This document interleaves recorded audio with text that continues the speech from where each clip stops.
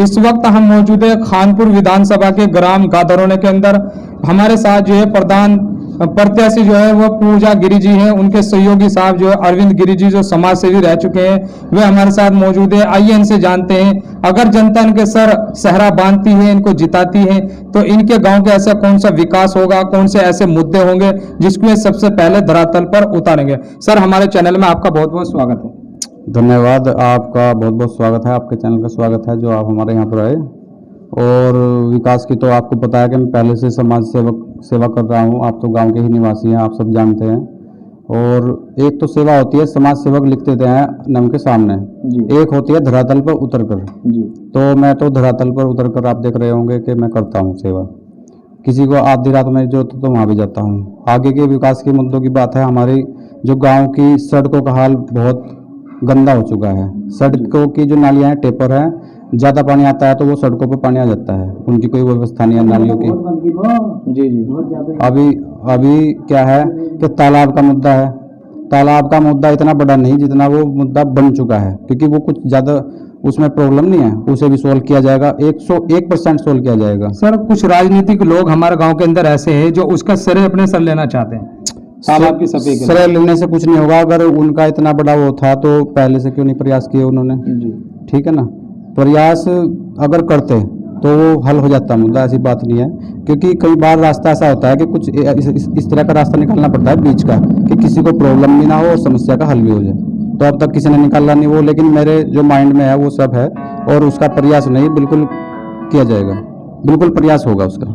शिक्षा को लेकर क्या कहेंगे? जो हमारे ग्राम के छोटे बच्चे हैं उनको कैसी शिक्षा मिलनी चाहिए? वहाँ बेंच की सुविधा है नहीं है, या पंखों की सुविधा है नहीं, इसके लेकर क्या कहेंगे? हाँ, इस बार मैं भी मतलब स्कूल में जाता रहता हूँ और प्रिंसिपल से भी मिलता रहता हूँ। वहाँ बड़ी प्रॉब्लम है, एडमिशन अधिक थे, बेंच की व्यवस्था कम थी, तो वो भी जितना भी मेरे स्तर से होगा। और शिक्षा मंत्री जी हैं, उनके भी द्वारा जो भी हमारे लेटर लिख के उनसे मिलने के बाद जो भी हमें सहयोग मिलेगा वो हम लाएंगे। देखो, काम अगर लेना है केवल प्रधान पर निर्भर नहीं है, प्रधान निधि इतनी नहीं मिलती। अगर हमें अपने गांव का विकास कराना है तो हमें घर से बाहर निकलना पड़ेगा, अपना पैसा भी वेस्ट करना पड़ेगा, तेल भी फूकना पड़ेगा, गाड़ी भी ले जानी पड़ेगी, 10 आदमियों को भी ले जाना पड़ेगा किसी मंत्री के पास, क्योंकि हमें तो विकास से मतलब है, विकास कराना है तो हमें जाना पड़ेगा। देखो, पहले से ही बात है, कहावत है कि जब बच्चा रोता है जी। तो माँ जब भी दूध पिलाती है, ठीक है ना।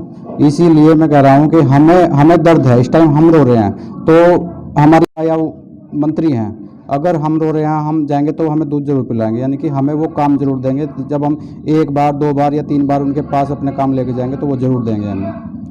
सर, एक सबसे बड़ा मुद्दा गांव के अंदर ये है साफ सफाई को लेकर। आप भी देखते हैं कि गांव का साफ सफाई को लेकर कोई ध्यान नहीं है। जैसे प्रधानमंत्री जी की जो है स्वस्थ अभियान स्वस्थ भारत, उसको लेकर आप क्या कहें? जी जी, बिल्कुल।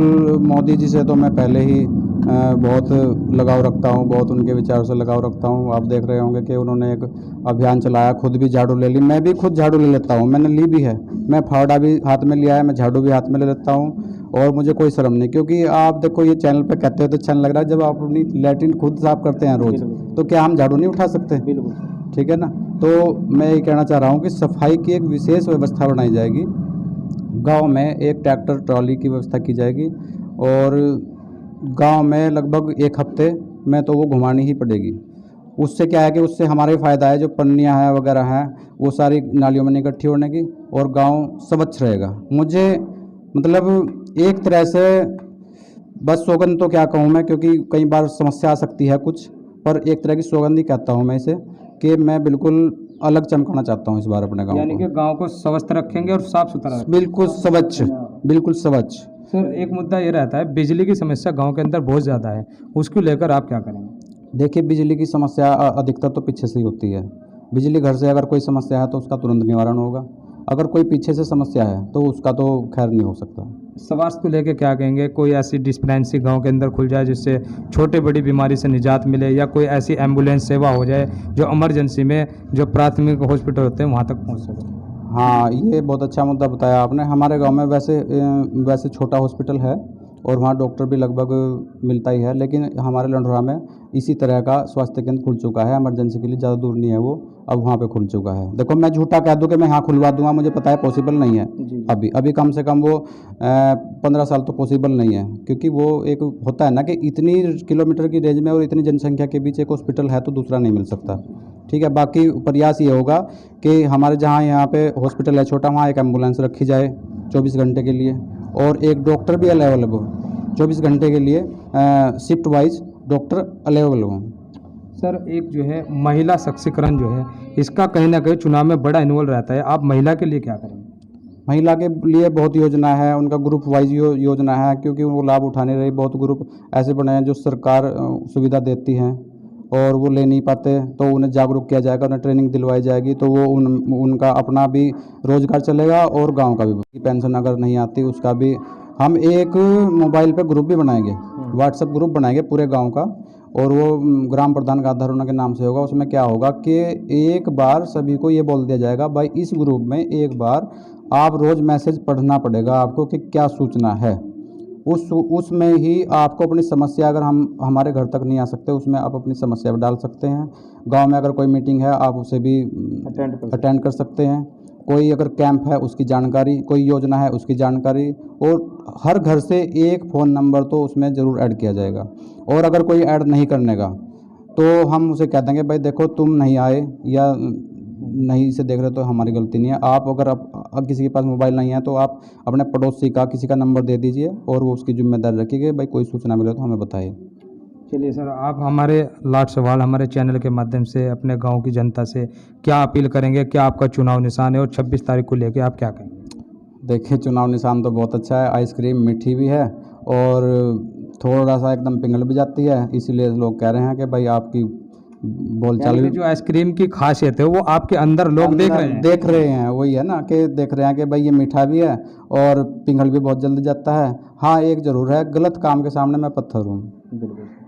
तो आने वाले 26 तारीख को लेकर जनता से क्या अपील करें? मैं सभी से हाथ जोड़कर निवेदन करता हूँ कि इस बार सच्चाई की जीत कराएं।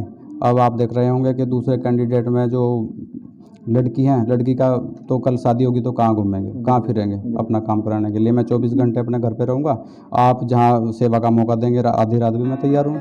मैं आज से नहीं, मैं मेरी पहले से ये बात है। चलिए, ये थे हमारे साथ गादरौना से ग्राम प्रधान पद के जो प्रत्याशी है पूजा गिरी जी, उनके सहयोगी उनके पति अरविंद गिरी जी। इनका साफ तौर से यही कहना है, जो भी गांव का विकास होगा, गांव का मुद्दा होगा, अगर जनता इनके सर सहरा बांधती है, जनता इनको जिताती है, जो भी गांव का विकास और मुद्दा होगा उसको सबसे पहले धरातल पर उतारेंगे। इन्होंने एक वादा हमसे और किया है कि गाँव के अंदर भ्रष्टाचार ये बिल्कुल नहीं होने देंगे और साफ सफाई, स्वच्छ भारत स्वच्छ अभियान और स्वच्छ अपने गाँव को रखेंगे। इसी के साथ आप देखते रहिए हिंदी समाचार प्लस। मैं आपके साथ सद्दाम। बढ़िया काम करा, कोई सी बात नहीं है, हर जगह रास्ते खुलवाए हो और जी रास्ते भी खुलवाए और मतलब सहयोग भी बहुत दिया। जीत तो निश्चित इसी की होगी बेचारे के। देख ऐसा क्यों भरोसा है आपको कि इनकी जीत होगी? और भी प्रत्याशी और भी है प्रत्याशी, ऐसा क्या इनमें लगाया आपको? ये लगा हमने कि रास्ता खुलवा है, वो रास्ता कभी नहीं खुला, रोजगार चलेगा और गांव का भी। सर ये जिम्मेदारी जो है गांव के प्रधान की होती है, महिला सशक्तिकरण को रोजगार दिलवाना, जो छोटे छोटे रोजगार होते हैं। जी बिल्कुल सही कहा आपने। मैं बताया ना आपको, उन्हें इस तरह की ही ट्रेनिंग दी जाएगी और जो भी योजना होंगी, आजकल नेट का ज़माना है, सारी योजना नेट पे पता होती है, तो उसी तरह की ही योजना जो भी बातें होंगी वो उन्हें ट्रेनिंग बताई जाएगी कि आप ऐसा करिए, इतने आदमियों का ग्रुप बनाइए, कोई भी सिलाई सेंटर है या कोई भी कंप्यूटर ट्रेनिंग है, वो सब की व्यवस्था की जाएगी। आपका मतलब ये है जो भी प्रधान या जो भी योजना आएगी आप उन तक पहुंचाने का प्रयास करेंगे? बिल्कुल बिल्कुल, मैं बताया ना, एक मेरी प्रक्रिया होगी, ऐसा नहीं कि हवा में तीर चला रही। एक प्रक्रिया होगी, एक रजिस्टर बनाया जाएगा, राशन कार्ड कितनों के मतलब बनने हैं और पेंशन कितनों की बननी है और बहुत सी चीज़ें हैं, जैसे मकान कितनों के बनने हैं, ठीक है, वो सब चीज़ लिखी जाएगी। जितनों के बनते रहेंगे उन पर राइट, और जितनों के बच गए, किस कारण बच गए, उन पे रिमार्क करके कि लिख दिया जाएगा कि ये अभी तक इस वजह से नहीं बन पाए। जैसे सर आपने अभी मुद्दा उठाया मकान का और राशन कार्ड का, अभी जो पूर्व जनता ने हमें बताया था जब हमने गांव का सर्वे किया कि जो मकान प्रधानमंत्री योजना की ओर से आ रहे हैं उसमें पैसे ले लेकर जिनके पास खुद पहले से मकान है उनको दे रही है पूर्व प्रधान, और जो गरीब है उनको नहीं मिल रहा है, और राशन कार्ड में भी जो है पैसे खा रहे हैं। इसको लेकर आप क्या कहेंगे? देखिए आप सब जानते हैं जैसा हो रहा है, लेकिन आगे से ये बिल्कुल इस पर प्रतिबंध होगा ऐसा नहीं होगा। मतलब मेरा तो मतलब ये है कि जिस पे मकान नहीं है, ज़रूरतमंद को मकान, गरीब जनता जो भी है, मैं देख रहा हूँ, मैं निकल के देख रहा हूँ कि एक तो ऐसा है उसके सब कुछ होते हुए भी उसका सरकारी मकान आ गया, पता नहीं किस वजह से आ गया।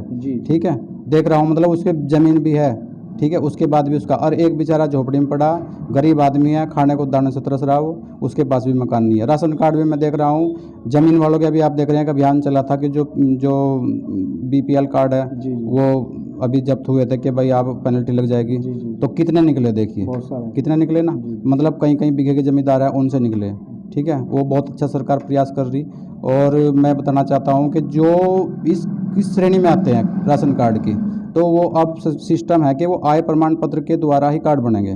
तो उनका जो इस सिस्टम में है कि गरीब लोग हैं उनका आय प्रमाण पत्र कम आय का ही बनेगा।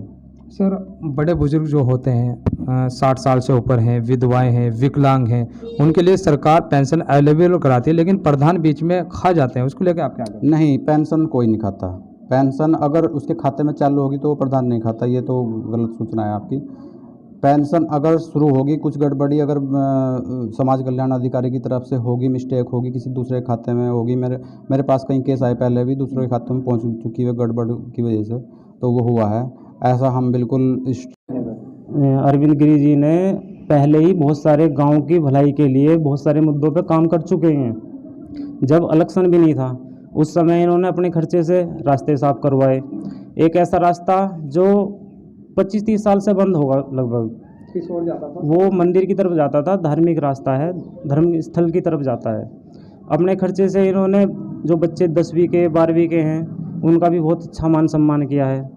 और कोरोना के टाइम पे पूरे गांव में सैनिटाइजर करवाया था, वो भी अपने ही खर्चे से, किसी भी पॉलिटिकल पार्टी या किसी के भी अदरवाइज खर्चे के उसमें सहयोग भी किया है। और बुजुर्गों का भी इन्होंने सम्मान किया है, बुजुर्गों का सम्मान किया है इन्होंने। और कोरोना के टाइम पे जो गरीब लोग थे, जो खाने पीने से परेशान थे, उनके यहाँ पे खाने की सामग्री भी उपलब्ध कराई है। जी धन्यवाद। बहुत सहयोग किया है और साथ भी दिया है, समर्थन भी किया है, साथ में लग के अपने हाथ से किया है सैनिटाइज़र। इधर से राहुल है और सूरज गिरी है और बहुत सारे लड़के थे, ज़्यादातर मैं नाम जानता नहीं किसी का, लेकिन बहुत सारे लड़कों ने सहयोग किया था, मदद भी की थी और साथ में चल के सैनिटाइज भी करवाया था। और पूरे प्रत्याशी गांव के जो है सब इनके अधीन बने हैं। और जी जो इन्होंने पिछले वर्ष में काम करवाए, एक रास्ता खुलवाया और नाली नुली साफ करवाई, तालाब सुंदर पानी निकलवाया, हर काम इन्होंने करवाए बिन प्रधान ने गई।